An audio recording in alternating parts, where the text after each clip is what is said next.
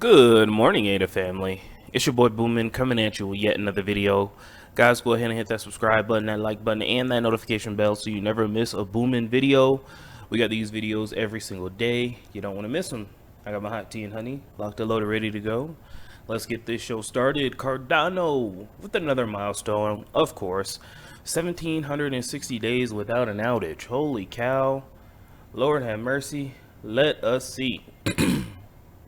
Cardano affirms its title as one of the most stable networks in the industry, works without issues for almost 5 years straight. Of course it has, because we built it the correct way. Cardano has once again proven its reputation as one of the most stable networks in the cryptocurrency industry as it celebrates another uptime milestone in contrast to networks that face outages now and again. As the Cardano Blockchain Explorer suggests, the network has been working smoothly for almost 5 years despite many periods of high load. We saw one back in 2021 when the project released its own smart contract technology. So, unlike Solana, unlike other cryptos, you just can't shut Cardano off. That's one of the great things about it. It's truly decentralized. Speaking of true decentralization, guys, there's over 44 million ADA staked in retired pools. Please consider moving your crypto to a small stake pool operator that is still in business. We got OneCom here, guys. There are stake pool operators shutting down their machines every day due to the price. So please get your crypto off of Binance, get your crypto off of Coinbase, self-custody it, and delegate to a small stake pool operator, guys. It's imperative you do so. It would be a shame for Cardano to become centralized, because what if, let's just say, one day people don't listen to Boomin. They haven't listened to Boomin before. If you would have listened to Boomin since I started this channel, you'd probably be rich by now. But hey, that's okay. People don't listen to Boomin. It is what it is. But let's just say you don't listen to Boomin and you keep staking with Binance. You keep staking with 1% pool. Well, what if Binance goes out of business after the next bull run? What if 1% stake pool goes out of business, or rug pools? Then what? Now the security of the Cardano ecosystem is at stake. So stake with small stake pool operators, guys. Let's do the right thing. Shout out to OneCom. Let's go ahead and move on. Now, this is a cool video here. I figure we should play about 10 minutes of it. This is Charles Hoskinson testifying at the, I think this is the, what is this? The House of Representatives Committee on Agriculture. And he's going to be testifying on the behalf of the crypto community for reasonable regulations. Okay, we're not talking about overreach. We're talking about reasonable regulations. I think this is a good video that should be played in full, but obviously, that'll take too long. So let's just play a little bit of it. Mr. Hoskinson, please, and chain analysis rolls right off the tongue. Thank you, sir. Mr. Hoskinson, you may proceed. Hi, everybody. Chairman Maloney, Ranking Member Fishbach, members of the subcommittee, and congressional staffers who work so hard. Thank you for inviting me to testify at this hearing. I applaud the work of this subcommittee, and I appreciate you all taking the time to provide a forum for the blockchain industry. The blockchain industry has grown over the past decade from a small group of uncommercialized volunteer developers, and it was very small, believe me, to a $1 trillion global economy encapsulating sophisticated engineering, scientific research, publicly traded companies, and millions of users. While our remarkable growth yields significant opportunities ranging from infrastructure security to entirely new economies like metaverses and NFTs, it also has presented new challenges and amplified the existing problems. Our legacy systems cannot handle the rapid movement of value without counterparty risk and require centralized middlemen. Our regulatory tools, risk management systems, and oversight processes were never designed for such speed, scale, and rapid evolution. For example, in just 4 years, our industry has touched concepts ranging from IPOs to intellectual property to completely new business structures called DAOs that are effectively leaderless and jurisdiction-free. Reflecting upon the 20th century, the dominance of the United States has rested upon 3 pillars. our financial services, our technology companies, and our manufacturing capabilities. These industries are rapidly transforming under the demands of globalization, increased competition, new technologies, and our desire to define ESG rules to ensure a sustainable, values-driven global economy. At our core, our industry's technology is about creating distributed ledgers to store information that needs to be transparent, auditable, time-stamped, and immutable. This process enables records of social and economic concerns to be reliable and programmable. For example, as a rancher, I have to deal with water rights, grazing leases, BLM land, and numerous other agreements, contracts, and economic events. Many of these are not digitized, nor are they shared in ways to provide emergent value to policymakers, regulators, and researchers. The consequences of this fragmentation and lack of digitization are a large amount of inefficiency, replication of work, and a lack of access for entrepreneurs and innovators who could build new products and services that would dramatically reduce costs and improve efficiency for all stakeholders. The power of blockchain technology is its universality and permissionless model for innovation. Our company, Input Output, has never had to pay a royalty, file a patent application, or acquire a license to pursue business in countries as diverse as Ethiopia to Mongolia. Thus, we have to understand that categories-based regulation that is segregated to the borders of a particular jurisdiction and relies upon centralized actors for reporting and disclosure is unlikely to be effective and, frankly, will inhibit regulation.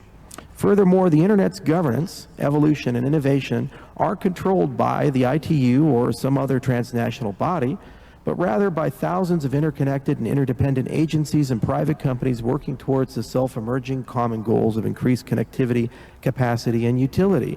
If we are to discuss how to regulate our industry, protect consumers, and align growth with the realities of modern society, then we ought to have the humility to admit innovation makes specifics difficult. We should focus on principles instead.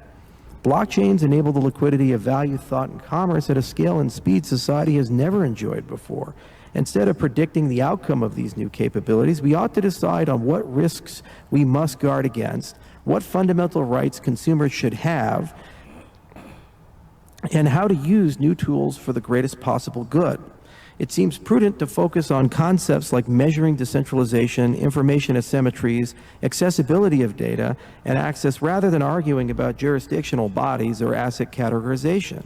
Cryptocurrencies are financial stem cells at their core.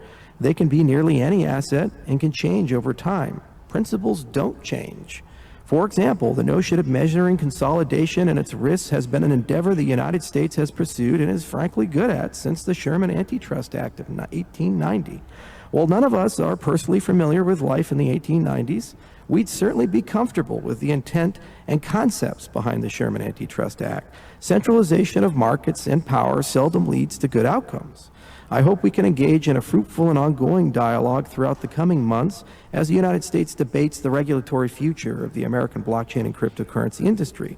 Like the prior Congresses in the 1990s discussing the regulatory framework for the Internet that led to the rise of trillion-dollar companies, I believe this Congress can achieve great results by working with our industry in a principles-based legislative approach and leveraging our capabilities to innovate and adapt. Thank you all for your time, and I look forward to your questions. Thank you, Mr.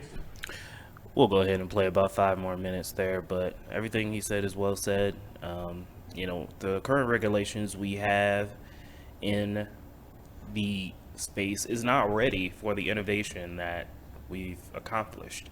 In a short 13 years, guys, we now have $1 trillion asset class. Like, Amazon didn't reach $1 trillion for 20 years when we talk about valuations. Apple, how long has Apple been around? Since the 80s, 30 years ago. It took that long to reach, a $1 trillion valuation, and here we are, crypto, the Wild West, coming out of the woodwork, this magic internet money that people constantly talk down about, who don't understand what it's really about freedom. It's about having money that you have to work for, okay? Bitcoin, you have to mine it. You can't just print Bitcoin. You can't just print ADA. So, I agree with everything Charles has to say. Let's go ahead and take a look at this, about 5 more minutes. and then we'll go ahead and wrap things up. Hoskinson? Mr. Hoskinson, did I say that? I'm trying. Thank you very much. And I know we just have a few seconds left, but there's a lot of discussion about whether we should regulate certain cryptocurrency as commodities or securities. What do you think might the benefits, and maybe you could talk just a little bit about that. What are the drawbacks, things like that? Well, with 37 seconds, No, I'm sorry, yeah. No, the gentleman can take as much time as he requires. Oh, thank you, Mr. well, Chair. I There you go. appreciate that. Thank you. I mean, don't push it, but It's a fine line You here. got to be careful. I'm Italian. So, when you look at cryptocurrencies in general, I've always viewed them like financial stem cells. They're kind of more fundamental than a particular category, like a currency or a commodity. And really, it depends on the markets they're traded on and the use and utility that they have. But at the end of the day, you have to ask yourself, what public policy considerations are you attempting to satisfy? Is it sanctions compliance? Is it consumer protection? Is it market stability? What we do as an industry is we're all about transparency. So it's kind of funny we're talking and debating about disclosure regimes. There's no other financial asset in the world that really is as transparent as a cryptocurrency. Every transaction from the very beginning for Bitcoin, for example, from January 3rd, 2009 is known. Every single one. The holdings of the founder are known because all of these things are publicly available to everybody.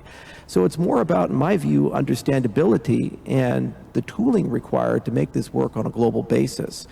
So I don't think it would be wise to say, well, is it a security or a commodity, or fall into this temptation of who's the more permissive regulator or what is the regulatory arbitrage, but rather just take a step back and say, what things do we want to guard against? And we now have 13 years of history as an industry of, I think, 6 or 7 collapses, a whole bunch of interesting new things like NFTs that have always pushed the limit, and a global marketplace with more than 100 million people floating around that we can draw from, and we can look on a case-by-case basis and build a framework that makes sense. What's encouraging to me as an entrepreneur, briefly, is that there's a lot of great legislation that's been proposed recently, like the DCA, the FIA.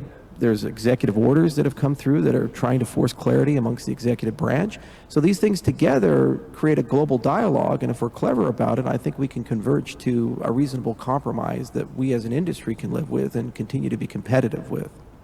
Thank you very much. I appreciate that. And thank you, Mr. Chair, for your indulgence. thank The timing of today's hearing is